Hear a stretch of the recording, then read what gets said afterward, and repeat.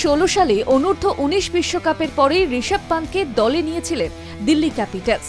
তারপর থেকে দীর্ঘ বছর ধরে রাজধানীর দলটির হয়েই খেলতে দেখা গিয়েছিল পান্থকে, কিন্তু এবার পরিস্থিতি বদল হয়েছে। তবে এর আগে পান্থ আইপিএল এর নিলামে অংশ নিলেও তখন পরিস্থিতি ছিল সম্পূর্ণ ভিন্ন।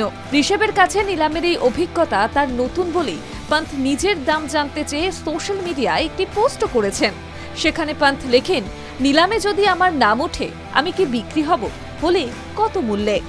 আসন্ন আইপিএলে পান্থকে কোন দল নিতে চায় সেটিও কৌতূহলবশত জানতে চেয়েছেন পান্থ। তবে তিনি যে আসন্ন আইপিএল এর আসরে বিক্রি হবেন এটা প্রায় নিশ্চিত। নিলামের আগেই তাকে ঘিরে ফ্র্যাঞ্চাইজি দলের চাহিদা দেখেই পান্থকে ইতিমধ্যেই মার্কি খেলোয়াড়ের তালিকায় রাখা হয়েছে। তবে দীর্ঘ 8 বছর পর কেন পান্থ বনাম দিল্লির ইতি ঘটতে চলেছে, এই প্রশ্নটা এখনো অনেকের মনেই ঘুরপাক খাচ্ছে। কিন্তু ক্রিকেট বিশেষজ্ঞরা মনে করছেন যে আইপিএল এর আসরে 150 স্ট্রাইক রেটকে যথেষ্ট বলেই মনে করা হয়। কিন্তু পান্থ সেই স্ট্রাইক রেটকে ছাড়াতে না পারার কারণে দিল্লির সঙ্গে সম্পর্কের ইতি টানতে চলেছেন।